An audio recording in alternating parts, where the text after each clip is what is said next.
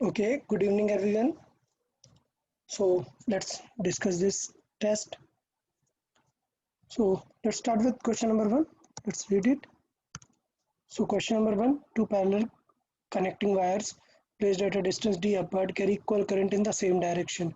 Then the intensity of magnetic field at a point between them. So like these two currents are there and we need to find the magnetic field at this point, at the middle point okay so भी बहुत ही simple point है क्या कि due to this wire इसके right side पे magnetic field कैसे होगी using right hand rule thumb rule so thumb rule से हमें डायरेक्शन पता चल जाती है कि अगर करंट अपवर्ड है तो इसका मतलब इस साइड क्या होगी इनटू द प्लेन और इस side out of the plane मतलब ड्यू टू दिस वायर क्या है condition into the plane okay but due to this wire क्या कंडीशन होगी इधर इनटू होगा और इस तरफ आउट ऑफ द वायर होगा तो इसका मतलब एट द मिड पॉइंट अगर मैं बात करूं तो B at middle B at mid point क्या सिचुएशन होगी एक बी अपवर्ड है और एक B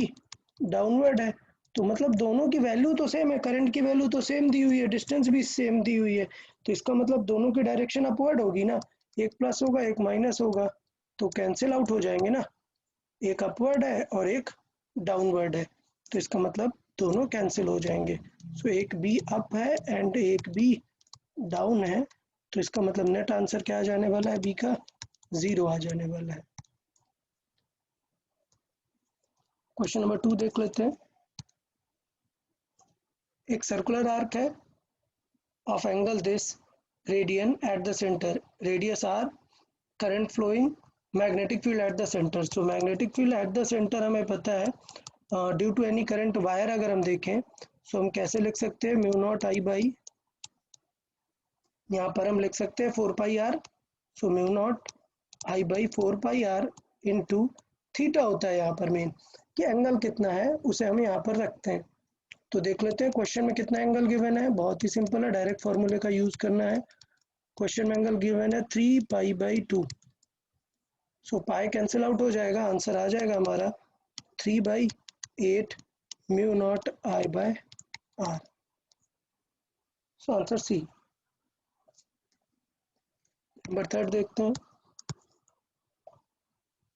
so a proton moves in a circular path perpendicular to the magnetic field B if the intensity of B is doubled but the radius of the circular path is constant then the kinetic energy of the particle तो इसका मतलब ये है कि पहले हमें देखना है कि रेडियस के बारे में तो कोई चेंज नहीं कर रहा है बट मैग्नेटिक फील्ड को डबल कर दिया है ठीक है तो हम देख लेते हैं क्या रेडियस का फॉर्मूला क्या रहता है रेडियस का फॉर्मूला क्या रहता है M V by Q B ठीक है ये प्रोटॉन की रेडियस का फॉर्मूला है अब हमें पता है कि बी को डबल कर दिया है बट रेडियस को कोई चेंज नहीं किया है तो यहाँ से हम वी का फॉर्मूला निकाल सकते हैं ना एम तो कांस्टेंट ही रहेगा तो यहाँ से हम वी का फॉर्मूला निकाल सकते हैं कि v इज इक्वल टू क्या आ जाएगा v will be proportional to और v का पहले फॉर्मूला बनाते हो जाएगा Q B R upon M तो देखो सब लोग कांस्टेंट है क्यू आर एम ये तीनों लोग क्या है कांस्टेंट है तो इसका मतलब कौन चेंज हो रहा है सिर्फ चेंज हो रहा है बी सो इसका मतलब v प्रोपोर्शनल टू है b क्लियर तो इसका मतलब इफ b को 2 टाइम्स किया है b को डबल किया है तो इसका मतलब v भी क्या होगा डबल v भी 2 टाइम्स तो इसका मतलब अगर v भी 2 टाइम्स है तो काइनेटिक एनर्जी कितनी होगी तो kinetic energy is half M V square which means that kinetic energy is proportional to v square so इसका मतलब kinetic energy will be 2 का square times that means 4 times तो इस तरीके से हम डिस्कस कर सकते हैं answer will be D 4 times तो हमें ये फॉर्मूला याद रखना चाहिए था कि रेडियस का हमने कहाँ से फॉर्मूला ये निकाला हुआ है ऑलरेडी हमने बताया था कि फॉर्मूला कैसे निकाला है सेंट्रीफ्यूगल फोर्स को इक्वल किया था किससे हमने मैग्नेटिक फोर्स से कॉन्सेप्ट क्या था कॉन्सेप्ट था ये कॉन्सेप्ट था ये, सेंट्रीपिटल को मैग्नेटिक फोर्स इक्वल किया।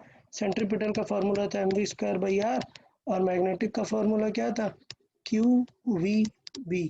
तो एक v कैंसिल आउट हुआ, v इज इक्वल टू यहाँ से आ जाता है qrb/m। ये कॉन्सेप्ट हम डायरेक्टली देख सकते हैं कि इस कॉन्सेप्ट से हम करेंगे। तो इस तरीके से थर्ड हो जाता है। फोर्थ इक्वेशन अगर देखें, सो मैंने पहले भी बताया था that F is equal to Q into V cross B लिखा हुआ है, और इन अदर वर्ड्स अगर हम देखें तो एफ का फॉर्मूला है Q V B sine theta. लेकिन मैंने आपको बताया था कि जो राइट हैंड रूल होता है, राइट हैंड रूल, ठीक है, तो उससे हम निकाल सकते हैं फोर्स एक मूविंग चार्ज में, या फिर फ्लेमिंग्स लेफ्ट हैंड रूल निकाल सकते हैं। अच्छी बात ये होती है all F V and B are mutually perpendicular, ये सिचुएशन होती है, तीनों परपेंडिकुलर होते हैं, तभी तो फ्लेमिंग्स लेफ्ट हैंड रूल हम यूज करते हैं वहां पर। तो इस तरीके से हम वो सिचुएशन वहां पर कर सकते हैं।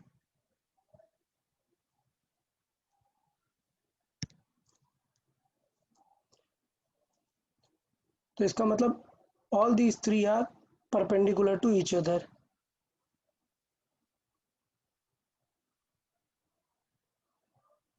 सो which of the following is false for equation. अच्छा, एक चीज और, हमें ये देखना है कि ये ऑल थ्री परपेंडिकुलर नहीं है। एक्चुअली हमें ये पता है कि ये जो v और b होंगे, इन दोनों के परपेंडिकुलर रहता है f। इसका मतलब ये होता है that f is perpendicular to both v and b। v and b के बीच का एंगल चेंज हो सकता है, तो ये थीटा क्या है, it is angle between v and b, angle between v and b। तो f के साथ तो दोनों परपेंडिकुलर रहेंगे, बट v एंड b बदल सकते हैं, मतलब f परपेंडिकुलर टू b होगा, f परपेंडिकुलर टू v होगा, but v and b self में अपने एंगल चेंज कर सकते हैं, साइन थीटा आएगा। तो हमें पूछा कौन सा स्टेटमेंट रॉन्ग होगा, तो v and b are always perpendicular, it is not true. They may be perpendicular but different भी हो सकते हैं। तो ये सिचुएशन है कि सेकंड नंबर इनकरेक्ट हो जाएगा कि these are always and v and b can carry any angle।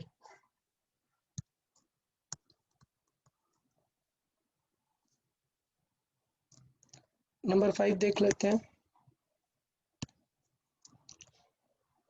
True proton, उनका वेलोसिटीज पता है और हमें रेशियो ऑफ रेडियस चाहिए, तो आर का फॉर्मूला याद होना चाहिए था mv/qb।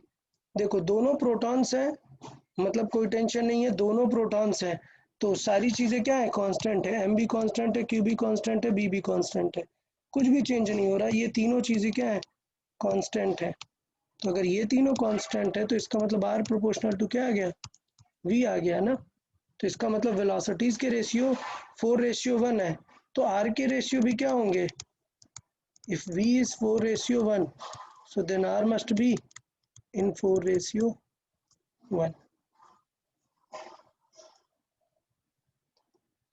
नंबर 6 देख लेते हैं।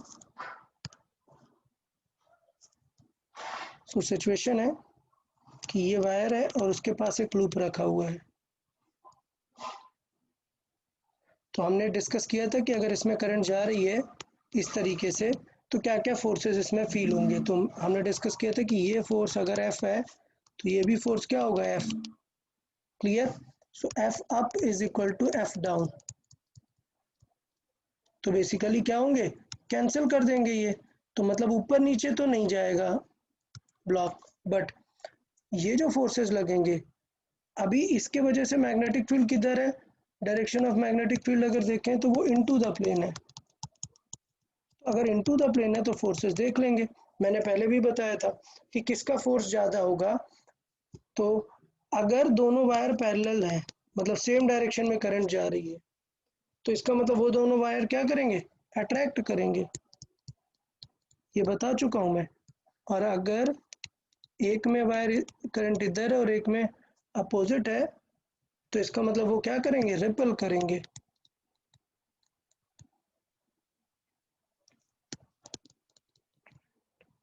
तो इसका मतलब ये होगा कि ये वाली वायर अट्रैक्ट करेगी, जबकि ये वाली वायर क्या होगी, रिपेल करेगी। और मान लेते हैं ये फोर्स है F1 और ये फोर्स है F2। हमें पता है कि F1 क्लोज है, F1 is near, F1 is close to straight wire. So इसका मतलब क्या होगा, F1 is greater than F2, F1 is greater than F2। तो इसका मतलब F1 डोमिनेट कर रहा है, तो लूप किसके तरफ जाएगा, loop will be attracted towards the wire, loop will be attracted. So net में जो है अट्रैक्शन फील होगा उसे towards the wire.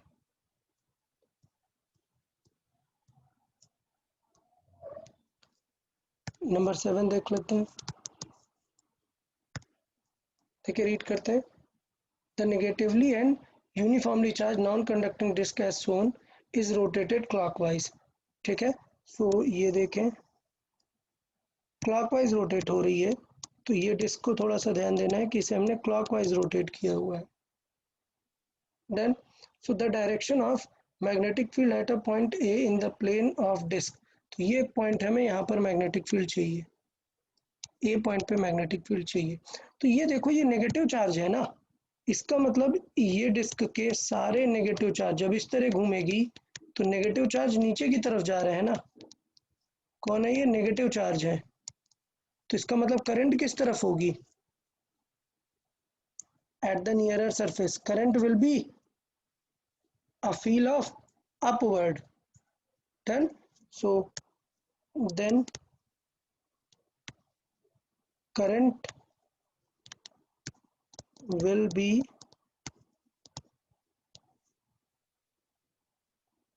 anti-clockwise, anti-clockwise। सो इसका मतलब करंट की फीलिंग कैसी आएगी, अगर ये नेगेटिव पार्टिकल ऐसे घूम रहे हैं सो अपोजिट टू नेगेटिव होती है करंट, मतलब करंट इस तरीके से एंटी क्लॉकवाइज घूम रही होगी। तो इसका मतलब अगर मैं यहाँ पर देखूंगा तो करंट कैसी फील आएगी, अपवर्ड फील आएगी ना। तो इसका मतलब सिचुएशन क्या है, करंट अपवर्ड है और पॉइंट ए इस तरफ है।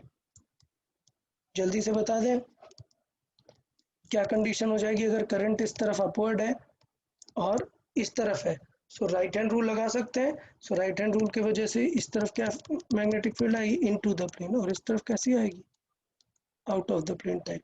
तो आंसर क्या हो जाएगा, इनटू द प्लेन आंसर हो जाएगा।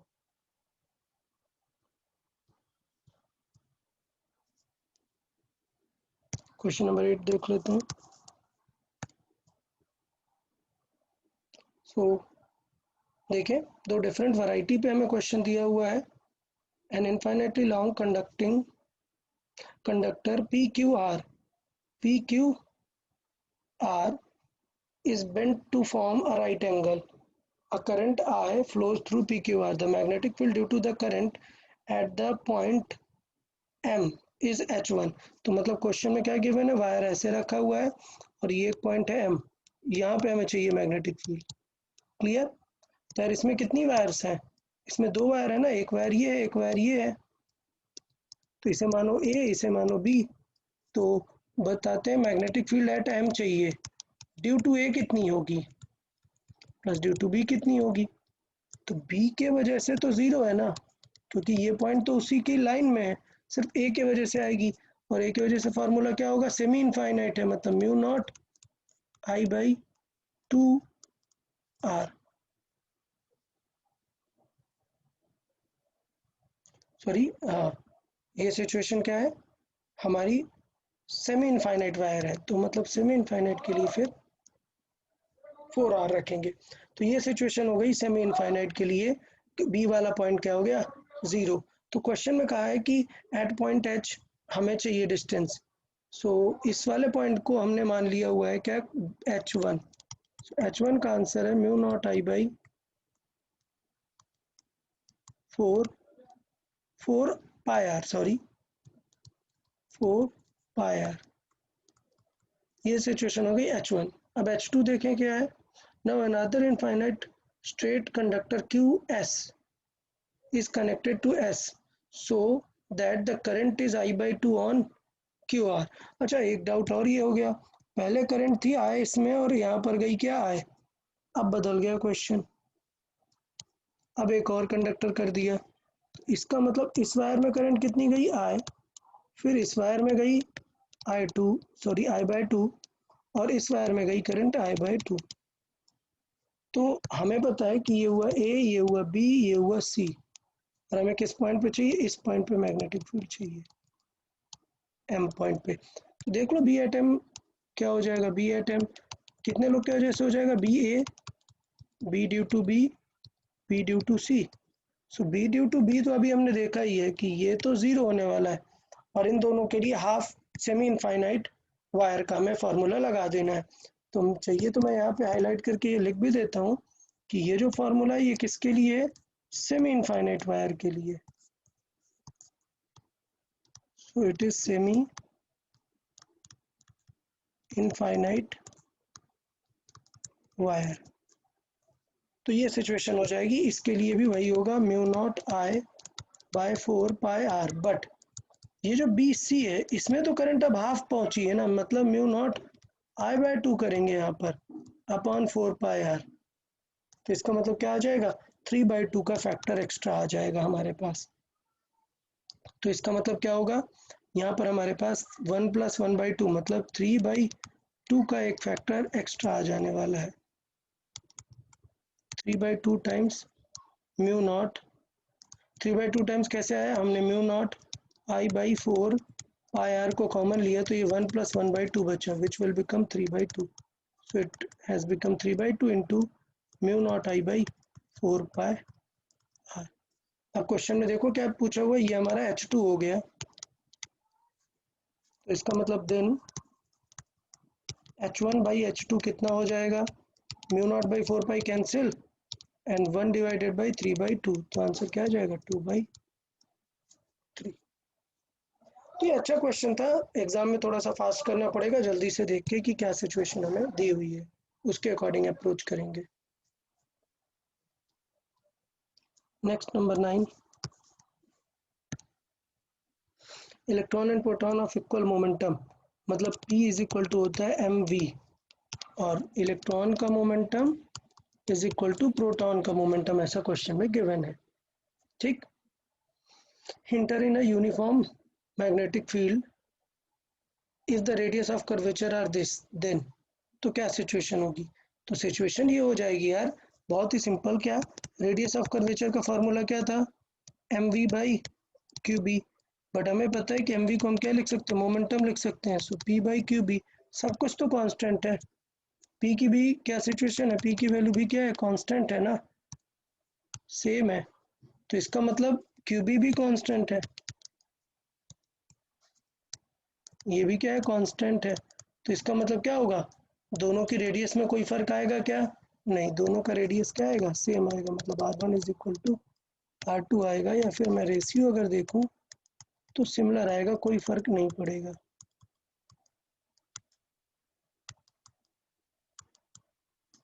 क्यों, क्योंकि p रख दिया ना mv की जगह, तो m का कोई रेशियो वहां पर आएगा ही नहीं।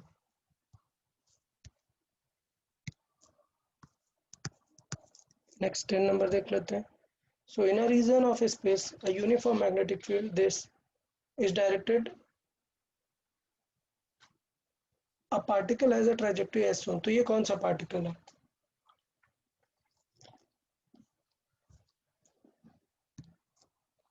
इसका मतलब मैग्नेटिक फील्ड आउट है और पार्टिकल को कुछ ऐसे थ्रो किया और पार्टिकल इस टाइप पे टर्न हुआ, इस टाइप पे टर्न हुआ, इस टाइप पे टर्न हुआ, मतलब रेडियस इस तरफ होगी ना, रेडियस इस तरफ है, इसका मतलब इस पे फोर्स किस तरफ लग रहा है, इस तरफ लग रहा है, तभी तो टर्न हो गया इस तरफ। वो बेचारा जा रहा था ऐसा कुछ स्ट्रेट, बट फोर्स लगने लग गया तो वो क्या होने लग गया, टर्न होने लग गया। तो देख लेते हैं कि फोर्स इस तरफ कैसे होगा।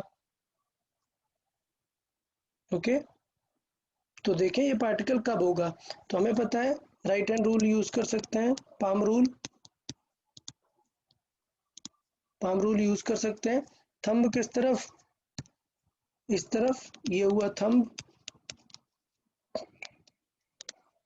थंब इस तरफ, fingers above the plane, fingers above the plane. So अगर आप राइट हैंड पाम में यूज करोगे राइट हैंड पाम रूल, तो इसका मतलब ये है कि फिंगर्स अगर अप है, थंब अगर इस तरफ है, सो यू विल सी कि फोर्स किस तरफ लगेगा, इस डायरेक्शन में। क्लियर? तो ये होगा हमारा क्या, force as per the right hand rule. तो ये हम राइट हैंड रूल से देख रहे हैं, पाम रूल से एफ। बट हमें रियल में क्या चाहिए, अपोजिट है ये, इट इज अपोजिट। तो इसका मतलब पार्टिकल कैसा होगा, इसका मतलब so the particle is Q is negative, तभी अपोजिट आंसर आता है जो हमारा एक्सपेक्टेड है। तो देखो नेगेटिव पार्टिकल कौन है, प्रोटॉन पॉजिटिव, न्यूट्रॉन पे तो चार्ज ही नहीं है, नेगेटिव पार्टिकल कौन है, alpha. So it's electron, alpha भी पॉजिटिव होता है, सो इट्स इलेक्ट्रॉन। तो ये डायरेक्शन हमने जो फाइंड किया ये यूजिंग राइट हैंड रूल है, राइट हैंड पाम रूल। इस तरीके से डायरेक्शन बता सकते हैं। 11 नंबर देख लेते हैं। सो कुछ वायर्स दी हुई है, थोड़ा सा सेटअप कुछ इस तरीके का है, ये सेटअप है, बना लेते हैं हम। वायर पहले ऐसे स्ट्रेट आ रही है, फिर आर्क आ रहा है, फिर वायर स्ट्रेट आ रही है, फिर आर्क आ रहा है। सो मतलब आर्क कुछ इस तरीके से आ रहा है, अब आर्क इस तरफ से जा रहा है, अब आर्क इधर से आ रहा है, इस तरीके से जा रहा है, और फिर इस तरीके से, इस टाइप का कुछ सेटअप दिया हुआ है। तो सबसे पहले आपको ये समझ लेना है कि अगर मुझे ये वाले पॉइंट पे चाहिए, वो पॉइंट पे चाहिए, तो किन के वजह से ज़ीरो हो जाने वाला है, इनके वजह से। ये जो स्ट्रेट वायर्स हैं इनके वजह से तो ज़ीरो होगा ना, क्योंकि ये स्ट्रेट वायर उसी पॉइंट से पास हो रही हैं। क्लियर? तो इसका मतलब ये जो वायर है उनके वजह से बी एट ओ क्या होगा, ज़ीरो। ये जो वायर है उनकी वजह से बी एट ओ क्या होगा, ज़ीरो। सिर्फ किन के वजह से आने वाला है, इन वाले पॉइंट्स की वजह से आने वाला है, इनके वजह से। ठीक है? सो ड्यू टू ऑल और का आने वाला है। तो अगर अगर करंट इस तरफ जा रही है, तो बताओ सेंटर पर मैग्नेटिक फील्ड कैसी होगी जब करंट इस तरफ जाएगी। सो करंट क्लॉकवाइज है, मतलब क्या आएगी magnetic field, into the plane, clockwise current है। अगर मैं उल्टा बना दूं, ये अपोजिट है, एंटी क्लॉकवाइज करंट है, तो इसका मतलब इसका जो ये पॉइंट है, यहाँ पर मैग्नेटिक फील्ड क्या हो जाएगी, एबव द प्लेन। तो ये काफ़ी ध्यान देने वाली बात है, याद रखना है कि कब एबव और कब इनटू होगी। अब देख लो, सब डिफरेंट डिफरेंट रेडियस पर है। तो क्वेश्चन में एग्जाम में दिया हुआ है कि ये रेडियस है आर, ये भी है आर, और ये भी है आर, आर आर आर के तीनों है। तो स्टार्ट कर लेते हैं एकदम आउटर से निकालना। आउटर वाले की वजह से क्या होगी, इनटू द प्लेन, फार्मूला क्या होगा, म्यू नॉट आई बाई, कितनी डिस्टेंस है वहां तक की, 3r।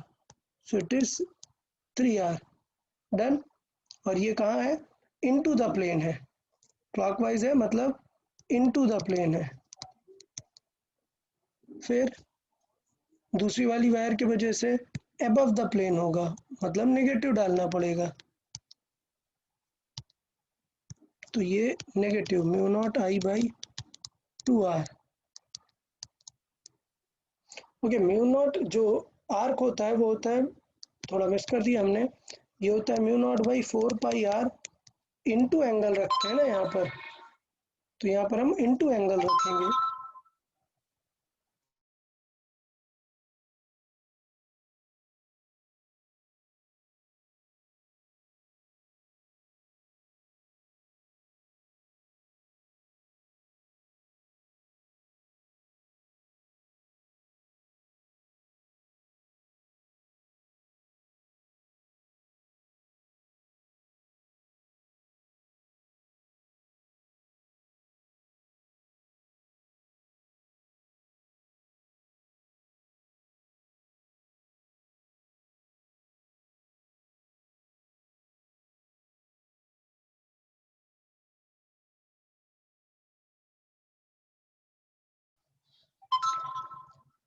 सो सेकंड वाले की रेडियस कितनी है, 2r हो गई है, मतलब आर्क की डिफरेंट डिफरेंट।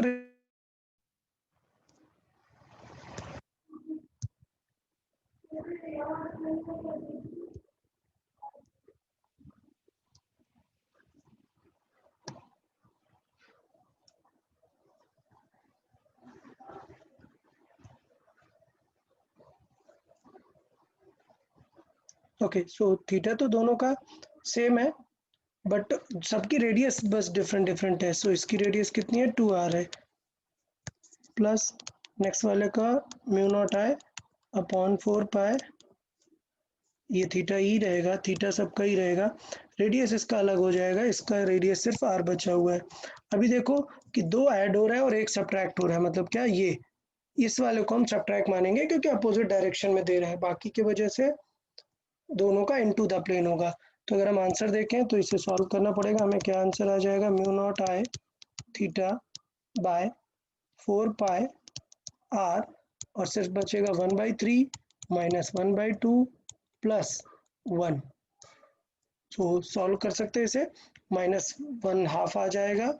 सो ये कितना आ जाएगा, b is equal to mu not I theta by 4 pi R, और ये -1/2 होगा, -1/2 ये +1/2 हो जाएगा, तो इसे ऐड कर देंगे। So it will be 2 + 3 divided by 6। So final answer हमारा बी का कितना आ जाएगा, it will be 5/24 pi r mu not I theta. So option A. So ये काफ़ी अच्छा क्वेश्चन था, बहुत ही अच्छा क्वेश्चन था, बस हमें थोड़ा सा फास्ट ये चीज़ नोटिस करनी थी कि जल्दी से हम इनको सॉल्व कर सकते हैं। क्वेश्चन नंबर 12 देख लेते हैं। चलिए 12 रीड करते हैं। So long straight wire carrying I current is bent at a midpoint to form an 45-degree arc. So find the field at point P. So मतलब कुछ ऐसे टाइप की सिचुएशन है। सो ये क्वेश्चन भी अच्छा है काफ़ी। ये कुछ ऐसी टाइप की सिचुएशन है और हमें P पॉइंट पे चाहिए। P पॉइंट कहाँ पर है, P पॉइंट इसी वायर पर है, कितनी डिस्टेंस पे, R डिस्टेंस पे। तो एक काम तो बहुत अच्छा हो गया कि ये जो वायर है, ये वाली वायर, इसके लिए तो ये एक्सियल पॉइंट है, तो ड्यू टू वायर 1 तो आने ही नहीं वाला, सिर्फ हमें किसका निकालना है, वायर 2 का ही चाहिए, क्योंकि फर्स्ट वायर का तो कुछ आने ही नहीं वाला है।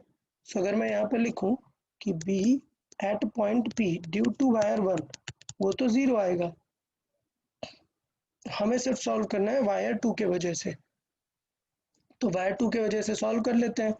So B at P due to wire 2, यही हमें फाइंड करना है। तो इसे थोड़ा सा सेपरेटली बना लेते हैं। क्या यार, ये कुछ ऐसी सिचुएशन दी है कि ये पॉइंट है, ये पॉइंट है, और ये एक सेमी इनफाइनाइट वायर है,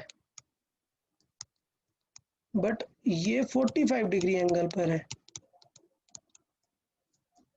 ओके, तो इसका मतलब ये हुआ कि हमें इसके पॉइंट के एंगल्स निकालने पड़ेंगे। तो मैंने ये क्वेश्चन ऑलरेडी आप लोग को सिखाया हुआ है कि अगर ऐसे इनफाइनाइट वायर है तो पहले हम उसका परपेंडिकुलर डिस्टेंस निकालते हैं।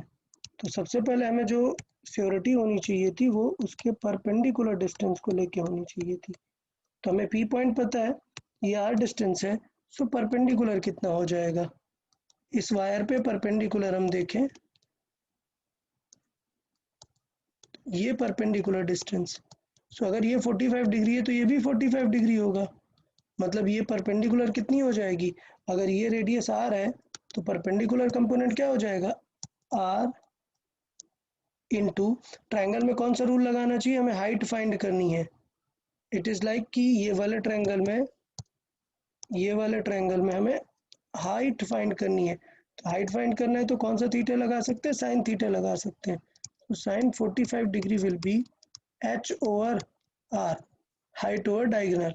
सो साइन 45 डिग्री होता है 1/√2 is H over R. So H की वैल्यू क्या आ जाएगी, इट विल बी r/√2। सो ये एच टाइप जो हमारी आर परपेंडिकुलर है वो तो हमें आ गई, H is nothing but our R, ये आ गया। अब हमें क्या नहीं लिखना होता है, दोनों पॉइंट का एंगल।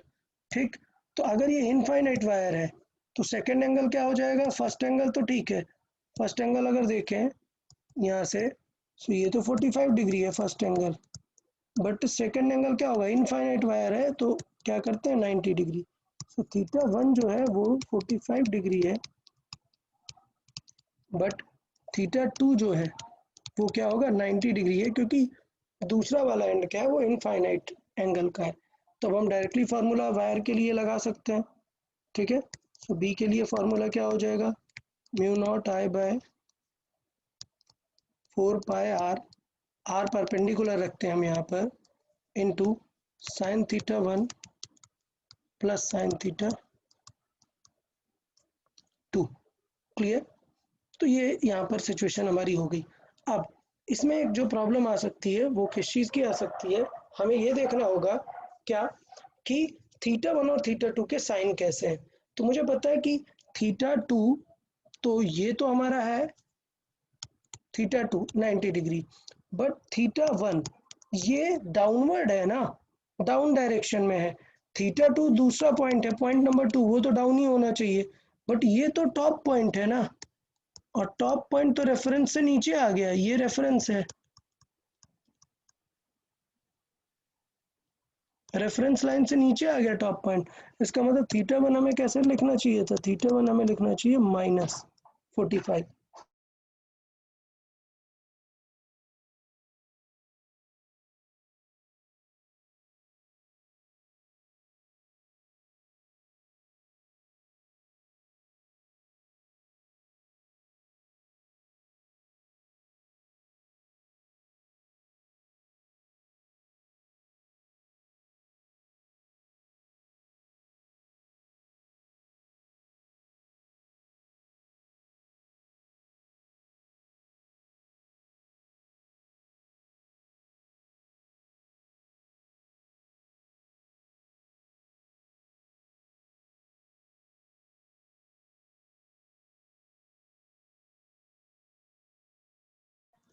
तो क्या सिचुएशन हो जाएगी यहाँ पर, बी का पूरा सॉल्व कर सकते हैं और जस्ट हमें पता चल जाएगा। सो √2 एलसीएम लेके सॉल्व करेंगे। सो ये देखिएगा √2 बाहर से कैंसिल आउट हो जाएगा, आ जाएगा mu not I by 4 pi R, और ये वैल्यू हो जाएगी -1 प्लस √2 बाई √2 और इंटू √2 है। सो ये √2 कैंसिल आउट हो जाने वाला है और हमारा फाइनल आंसर दिख जाएगा। तो ये क्वेश्चन इजी है, बट हमें थोड़ा सा केयरफुल रहना पड़ेगा इसके लिए कि प्रॉपरली सारी चीज़ें हमें करनी है। ऑलरेडी मैंने आपको करवाया हुआ है दोनों चीज़ें प्रॉपर, बट आपको ये ध्यान देना पड़ेगा कि फार्मूला कैसे यूज़ करना है और थीटा 1 थीटा 2 किस तरीके से हमें ध्यान देना है यहाँ पर। ओके, क्वेश्चन नंबर 13 देख लेते हैं। सो क्वेश्चन नंबर 13 में magnetic field at the origin due to the current flowing in the wire, तो हमें ड्यू टू एट ओरिजिन चाहिए ड्यू टू दीज वायर्स। तो यार सबसे पहले आप ये देखो, सबसे पहले आप ये देखो कि ये जो दो वायर्स हैं ये तो ओरिजिन से ही पास हो रही हैं। तो ये जो दो वायर्स हैं ये तो ओरिजिन से ही पास हो रही हैं ना, तो इनके वजह से तो दोनों में क्या आएगा, ज़ीरो। तो अगर मैं 1 मानूँ, इसको नंबर 2 मानूँ और इसको नंबर 3 मानूँ, तो ये बहुत ही क्लियर है कि B at origin due to 1 and B at origin due to 2, ये दोनों ही क्या होंगे, ज़ीरो होंगे। ठीक है, तो हमें सिर्फ किसके वजह से चाहिए, हमें चाहिए वायर नंबर 3 के वजह से। सो वायर नंबर 3 की वजह से देखो डायरेक्शन किस तरफ है करंट की, अपवर्ड। सो वायर नंबर 3 होगी अपवर्ड। अब देखो वायर नंबर 3 ऐसे 45 डिग्री पर आ रही है, वायर नंबर 3 यहाँ से 45 डिग्री पर है जेड एक्सिस से। ओके, तो इसका मतलब ये हुआ कि वायर से ये जो डिस्टेंस है, ये ओरिजिन वाले एक्सिस की डिस्टेंस, अगर हम इस डिस्टेंस की बात करें, ये परपेंडिकुलर डिस्टेंस, तो ये कितनी हो जाएगी, डायगोनल डिस्टेंस हमें पता है a√2 हो जाएगी। सो परपेंडिकुलर डिस्टेंस हो जाएगी a√2, बट उससे ज़्यादा इंपॉर्टेंट है डायरेक्शन। सो थंब अपवर्ड, इसका मतलब थंब अपवर्ड, इसका मतलब इस पे सर्किल कैसा आ रहा होगा, इस टाइप का आएगा ना, यहाँ पर इस प्लेन में आएगा। तो इसका मतलब 3D को अगर हम 2D में बना लें, कैसे, अगर मैं सिर्फ इस तरीके से देख के बना दूं, 3D में नहीं। अगर मुझे पता है कि करंट वायर किस प्लेन में जा रही है, वाई के अलॉन्ग जा रही है, प्लस वाई, सो लेट से ये हो गया हमारा एक्स, प्लस वाई हमारा हो गया इनटू द प्लेन, ये हो गया वाई, और ये हो गया हमारा प्लस जेड। क्लियर? तो ये सबको समझ आया। तो करंट कहाँ पर है? करंट कुछ ऐसे है, यहाँ पर इनटू द प्लेन है। करंट जो है वो कहाँ पर है? इनटू द प्लेन है। तो अगर करंट इनटू द प्लेन है, सो मैग्नेटिक फील्ड ओरिजिन पर कैसे आएगी? इस तरीके से आएगी, इस टाइप की। ठीक, तो इसका मतलब किस प्लेन की तरफ बिलोंग करेगी? ये वाली डायरेक्शन में। बट आप देखो, ये बीच में रखा हुआ है। ये थोड़ा सा भी और क्लियर हमें बनाएंगे। ये मैंने एक्स एक्सिस में इसे देख लिया हुआ है, ये एक्स एक्सिस में नहीं है, ये वाई पे शिफ्टेड है। सो सिचुएशन ये वाली बेटर नहीं रहेगी, ये वाई के पैरेलल आ रहा है वायर। आप समझ रहे हैं? तो इसलिए ये वाला मैग्नेटिक फील्ड कंपोनेंट रहेगा। अब ये किस क्वाड्रेंट में आएगा? तो कुछ इस तरीके से कि वायर यहाँ रखी हुई है। डन। तो इसका मतलब मैग्नेटिक फील्ड तो इसके परपेंडिकुलर दिखेगी ना, ऐसे इनटू द प्लेन जा रही है। मैं current, sorry, current out of the plane आ रही है, आउट ऑफ द प्लेन आ रही है करंट। तो इसका मतलब कैसी होगी मैग्नेटिक फील्ड? मैग्नेटिक फील्ड इस तरीके की रहेगी। क्लियर? ये हो जाएगी बी, और करंट है वो आउट है, आउटवर्ड है। तो इसलिए बी इधर होगा, मतलब वेक्टर किधर होगा बी का? इस वाले पॉइंट पर, इस तरफ होगा। तो देख लो क्वाड्रेंट, किस क्वाड्रेंट में बैठेगा ये? आई बी माइनस और के बी माइनस। डन। तो ये आई बी माइनस है और ये के बी माइनस है।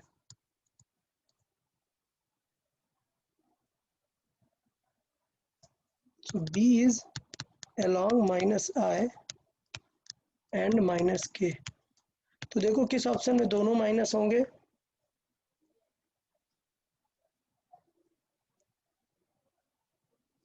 ऑप्शन नंबर ए में। Okay, so option number A हो जाएगा। फिर से हम एक बार चेक कर लेते हैं। मैग्नेटिक फील्ड अप आ रहा है, डायरेक्शन वहां पर क्लॉकवाइज रहेगी,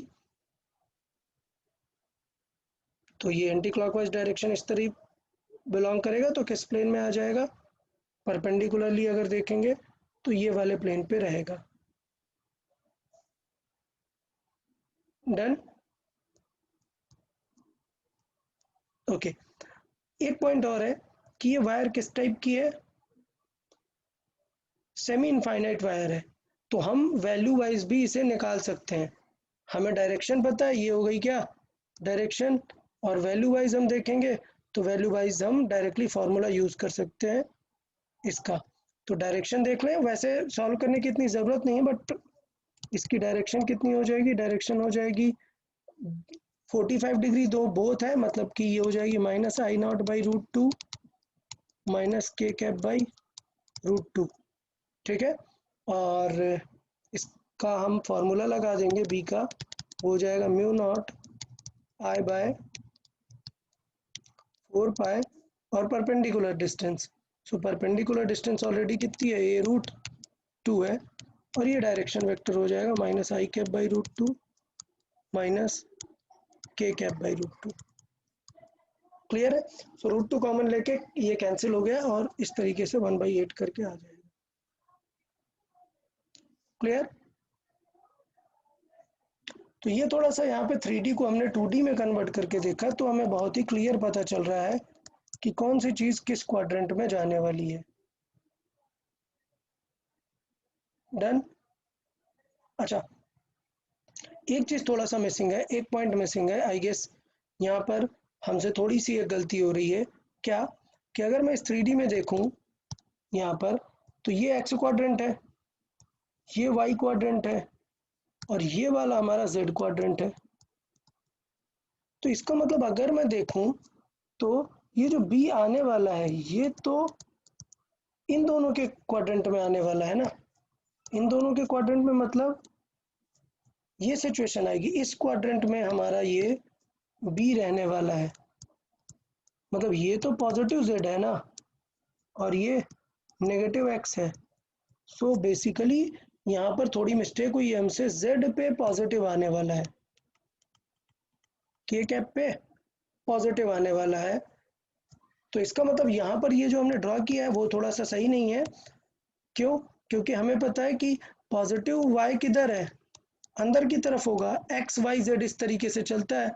तो अगर मैं इस फिगर के अकॉर्डिंग बात करूं, एज पर दिस फिगर, तो हमारी करंट किस तरफ है, पॉजिटिव वाई की तरफ है ना। सो हमारी करंट पॉजिटिव वाई की तरफ है, आई जो है it is towards positive Y. तो मतलब पॉजिटिव वाई तो हमारा इनटू द प्लेन है अभी, as per this question. So as per this question वो इनटू द प्लेन हम उसे कंसिडर करेंगे। तो इसका मतलब जो हम बी बनाने वाले हैं वो इनटू द प्लेन के अकॉर्डिंग बनेगा, इसलिए वहां पर z डिफरेंट डायरेक्शन आएगा। तो अगर हमने आउट ऑफ द प्लेन किया हुआ है तो इसका मतलब z हमें बदलना पड़ेगा, z हम देंगे पॉजिटिव z इस तरफ, और ये आउट ऑफ द प्लेन किया है तो इधर नेगेटिव आई रहेगा और इस वाली डायरेक्शन में पॉजिटिव आई रहेगा। तो ये कोऑर्डिनेट सिस्टम हो गया हमारा, इस फॉर्मेट में हम कर सकते हैं। तो ये फिगर से ही हम तुरंत देख सकते हैं 2D बनाने की ज़रूरत नहीं थी, 2D से और ज़्यादा कंफ्यूजिंग हुआ। इस फिगर से ही क्लियर समझ में आ जाता है कि किस प्लेन पे परपेंडिकुलर रहने वाला है वो। सो आंसर हमारा सी ऑप्शन ही रहेगा, डायरेक्शन अगर हम सही से ध्यान दें तो आंसर हमारा सी ऑप्शन रहेगा, सी आंसर करेक्ट है। 14 नंबर देख लेते हैं।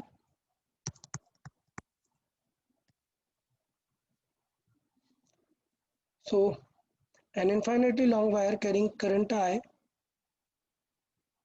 is along the y-axis, that is one end is at point this। तो मतलब सिचुएशन ये है कि इनफाइनाइट वायर है बट उसका एंड यहाँ से स्टार्ट हो रहा है। तो अभी हमने सिमिलर ऐसा ही क्वेश्चन एक डिस्कस किया हुआ है कि ये इनफाइनाइट वायर है और ये ऐसा ऊपर तक इनफाइनाइट है। तो इसका मतलब ये पॉइंट क्या है, ये तो बॉटम पॉइंट है ना, और टॉप पॉइंट क्या है, ऑलरेडी 90 डिग्री है। तो इसका मतलब टॉप पॉइंट तो 90 डिग्री है और बॉटम पॉइंट ये हमें देखना पड़ेगा। तो बॉटम पॉइंट तो अभी रेफरेंस से ऊपर आ गया ना, तो इसका मतलब ये होगा हमारा θ1 और ये होगा हमारा θ1 और ये होगा हमारा θ2। θ1 मतलब टॉप पॉइंट, तो हमें ऑलरेडी पता है θ1 टॉप पॉइंट है वो है +90 डिग्री, और θ2 हमारा बॉटम पॉइंट है। वो क्वेश्चन में शायद दिया है क्या, नहीं, पॉइंट्स की वैल्यू दी है। ये पॉइंट कहा है कि ये पॉइंट है a,0, मतलब ये डिस्टेंस कितनी है, ये a है और ये डिस्टेंस कितनी है, ये b है। ये चीज़ें दी हैं, पॉइंट नहीं दिया। तो θ2 मतलब आप समझ लीजिए कि θ2 हमें ये पता है कि नेगेटिव होगा। तो sin θ2 कितना हो जाएगा, क्योंकि हमें वैल्यू sin थीटा की चाहिए होती, तो sin थीटा होता है perpendicular over diagonal. So perpendicular में भी है, डायगोनल में क्या रहेगा, √a² + b²। ये हो गया sin θ2 की वैल्यू, और हमें पता है कि θ2 बिकॉज बॉटम पॉइंट ऊपर आ गया है रेफरेंस से तो नेगेटिव होगा। सो b का फॉर्मूला देख लेते हैं, आ गया μ0I/4π, r की जगह यहाँ पर क्या है, a है, into sin θ1, so sin 90 degree minus sin θ2। Clear? तो इस फॉर्मेट में हम उसे देख सकते हैं कि डायरेक्शन किस तरीके से वहां पर हम ट्रीट करने वाले हैं। ओके,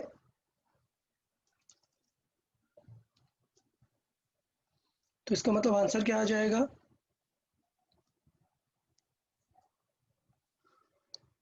आंसर आ जाएगा μ0I/4πa ब्रैकेट में 1 - b/√b² प्लस मतलब √a² + b²। ये हमारा आंसर आ जाएगा। तो देखिए कौन से ऑप्शन में है, ओके नहीं है, कोई भी ऑप्शन में ऐसे मैच नहीं हो रहा है, क्योंकि हमें बॉटम पर ए चाहिए तो वो सिर्फ हमें ऑप्शन ए में मिल रहा है, जो हॉरिजॉन्टल की डिस्टेंस है वो हमें ए में मिल रही है, और यहाँ पर हमें बी चाहिए, तो वो भी सिर्फ ऑप्शन ए में मिल रहा है, बट आई गेस कोई भी ऑप्शन इसमें मैच नहीं होगा। सो ये बोनस क्वेश्चन हो गया।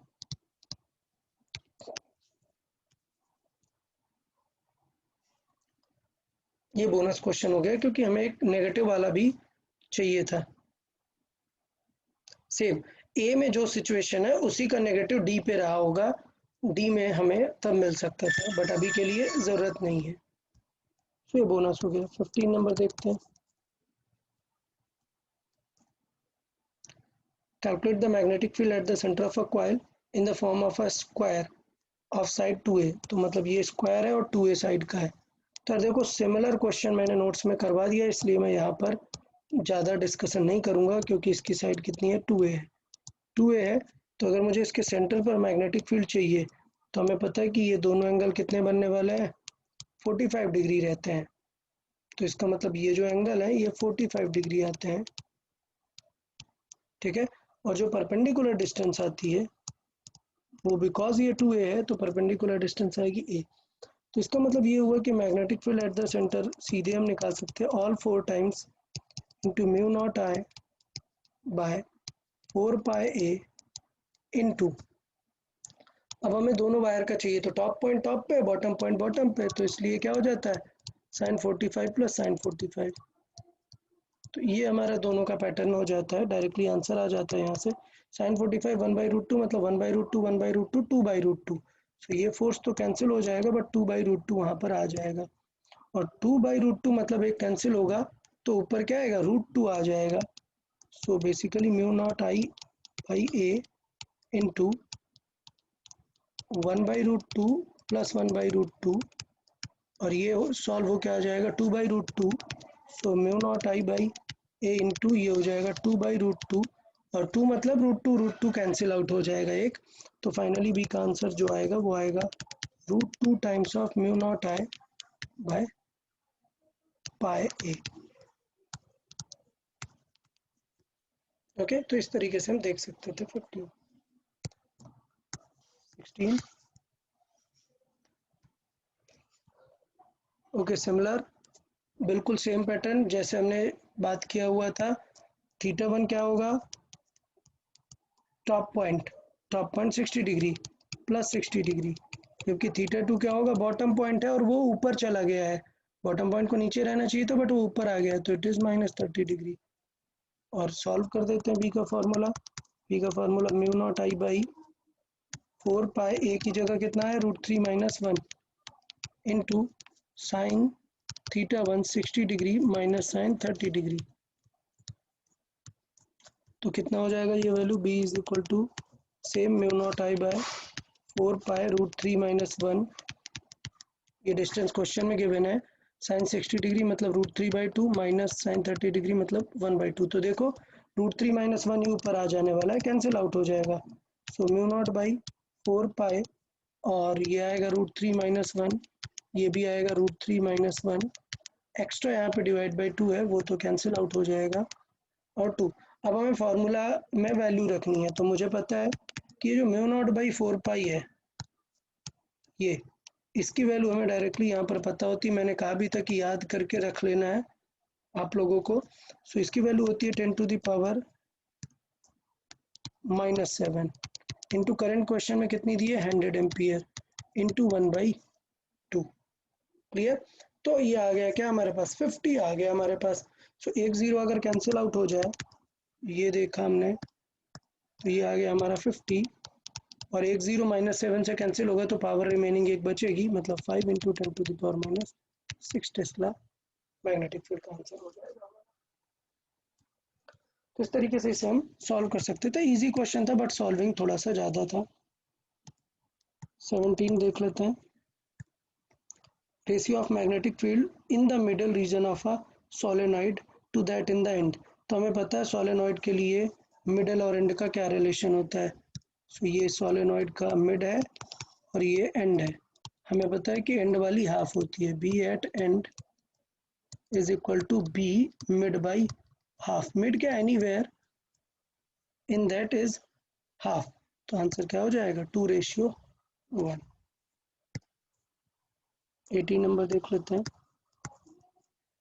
18 में क्या पूछा हुआ है, 3 वायर्स हैं, what is the ratio of F1 by F2 where F1 is the force on 1 and F2 is force on 2। so different category of wires यहाँ पर हैं। ओके तो पहले ये देखना है, मैंने आपको उस दिन बताया भी था प्रैक्टिस शीट जब सॉल्व कर रहे थे, तो लेट्स से ये 1 है, ये 2 है, ये 3 है और इतनी सब पे करंट आ रही है, मतलब 1 एम्पियर करंट, 2 एम्पियर करंट और 3 एम्पियर करंट। तो पहले देखना है फोर्स ऑन 1, फोर्स ऑन 1, 1 पे कौन कौन वायर कैसे फोर्स लगा रही होगी। तो फोर्स ऑन 1 देखें क्या क्या होगा। फोर्स ऑन 1, 2 वाला भी अपनी तरफ पुल करेगा, ठीक है, F ऑन 1 ड्यू टू 2, और सेम डायरेक्शन है तो 3 वाला भी पुल करेगा, तो सेम डायरेक्शन है तो F ऑन 1 ड्यू टू 3। तो अगर सिर्फ हमसे F1 पूछा है, इसका मतलब होता है F1 due to 2 plus F1 due to 3। तो ये सिचुएशन होगी, तो F1 की वैल्यू क्या होगी, म्यू नॉट आई मतलब है 1, सो mu not 1 divided by, sorry formula अगर हम बात करें फोर्स का, वो फॉर्मूला होता है mu not I1 I2 upon 2 pi D. ठीक है, सो एक इनफाइनाइट वायर से फोर्स का फॉर्मूला पर यूनिट लेंथ का ये फॉर्मूला रहता है। तो यहाँ से अगर हम फॉर्मूला देखें फोर्स पर यूनिट लेंथ का, तो यहाँ से अगर हम F1 की बात करें, F1 की बात करेंगे तो वो हो जाएगा mu nought by 2 pi, common आ जाएगा, डी भी कॉमन आ जाएगा, मान लेते हैं उनके बीच की डिस्टेंस कितनी है डी, ये डिस्टेंस कितनी है डी। तो इसका मतलब क्या होगा, यहाँ पर देखें I1 I2 क्या होगा 1 इंटू 2 अपॉन डिस्टेंस कितनी है डी, प्लस नेक्स्ट क्या होगा 1 इंटू 3 अपॉन डिस्टेंस कितनी है 2d। इस तरीके से हम F1 की वैल्यू निकाल सकते हैं। सो F1 कितना हो गया mu nought by 2 pi D, common आ गया, और ये आ गया क्या 2 प्लस ये आ गया 3/2, सो कितना आ जाएगा 7/2, सो ये आ जाएगा 7 mu nought by 4 pi D. ये आ गया हमारा F1। F2 देख लेते हैं, F2 force on 2, force on 2, force on 2 क्या लग रहा होगा, 2 पे 2 लोग लग रहे होंगे, ठीक है, सो फोर्स ऑन 2 2 लोग लग रहे होंगे, देखें फोर्स ऑन 2, ये इधर लगा रहा होगा और ये इस तरफ लगा रहा होगा, ये होगा फोर्स ऑन 2 ड्यू टू 3 और ये होगा फोर्स ऑन 2 ड्यू टू 1। अच्छा किसका फोर्स ज़्यादा होगा, इसका वाला फोर्स ज़्यादा होगा ना, क्योंकि वो उस पर करंट ज़्यादा है। तो अगर मुझे F2 चाहिए तो वो क्या होगा force on 2 due to 3 minus force on 2 due to 1, direction opposite होने की वजह से सब ट्रैक करना पड़ गया। सो फोर्स ऑन 3 देख लेते हैं, mu nought by 2 pi D, और I1 I2 की वैल्यू कितनी है 2 इंटू 3 माइनस माइनस 2 और 1 में कितनी करंट है 2 और 1, सो ये हो गया 2 इंटू 1 डन। तो इस तरीके से देखें 3 इंटू 2 6 माइनस 2, 6 माइनस 2 मतलब 4, 4 मतलब 2, 2 से कैंसिल आउट हो गया, ये आ गया 2 mu nought by pi D. ठीक, चाहिए तो मल्टीप्लाई करा लेते हैं 4 का, ये हो जाएगा 8 mu nought by 4 pi D. मैं क्यों ऐसा कर रहा हूँ, जिससे मुझे दिख जाए कि ये एक्स्ट्रा मल्टीप्लायर कितना है। सो ये है 7 टाइम्स 4 और ये है 8 टाइम्स 4, तो इसका मतलब रेशियो क्या आ जाएगा, देखें देन F1 बाई F2 कितना आ जाएगा 7/8, 4 म्यू नॉट बाई 4 पाई दोनों कैंसिल आउट हो जाने वाला है। तो इस तरीके से अप्रोच कर सकते थे। अच्छा क्वेश्चन था, काफ़ी अच्छा था, डिस्कस किया हुआ है हमने, तो उतना कुछ प्रॉब्लम नहीं आना चाहिए आप लोग को। 19 नंबर देखें, प्योर सॉल्विंग का है। So electrons move at a right angle to the magnetic field this with speed this is specific charge of the this. So specific charge हमें पता है, स्पेसिफिक चार्ज होता है Q/m, Q/m गिवन है 1.7 into 10 to the power 11, ठीक है। Speed भी given है हमें, v कितनी गिवन है b गिवन है 6 इंटू 10 टू द पावर 7, तो ये हमें गिवन है। और b भी गिवन है, b गिवन है 1.5 into 10 to the power -2 tesla. तो हमें बताना the radius of the path, मतलब बस फॉर्मूला याद होना चाहिए था, M V by Q B. अच्छा, M V by Q B हमें क्या दिया हुआ है, स्पेसिफिक चार्ज, मतलब उल्टा दिया हुआ है यहाँ पर हमें। सो मैंने बताया था स्पेसिफिक चार्ज के फॉर्मेट में क्या हो जाएगा, V by Q by M, that is specific charge into B, इस टाइप हम लिख सकते हैं। सो रेडियस का आंसर जस्ट सॉल्व कर देंगे, v की वैल्यू है 6 into 10 to the power 7 divided by Q by M की वैल्यू कितनी है 1.7 into 10 to the power 11 into B की वैल्यू कितनी है 1.5 इंटू 10 टू द पावर -2। ठीक है, अब इसे रफली सॉल्व कर देते हैं, आंसर्स देख लेते हैं कितना, 7 है 11 है, पावर कैंसिल आउट होगा, पावर बचेगा 4, 2 और कैंसिल आउट कर देगा तो पावर बचेगा 2। सो ये बचेगा 6 into 1.7 into 1.5 into 10 to the power 2। Clear. So इसका मतलब दोनों जीरोस हट जाएंगे, 6 इंटू 17 इंटू 15 यहाँ पर आ जाएगा।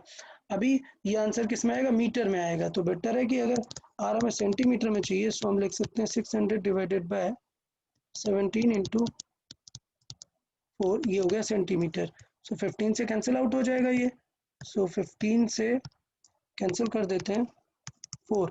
सो आंसर कितना आ जाएगा, आंसर आ जाएगा 40 डिवाइडेड बाई 17। क्लियर।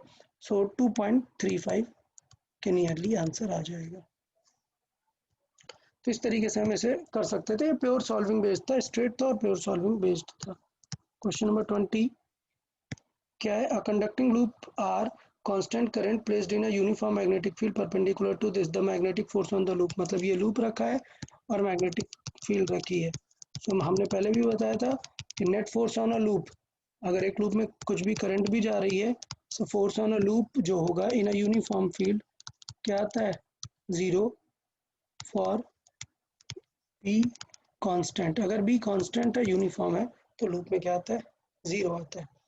तो इस तरीके से हम कर सकते थे, अच्छा था, आप लोग ट्राई करें। Okay, okay then, good bye everyone.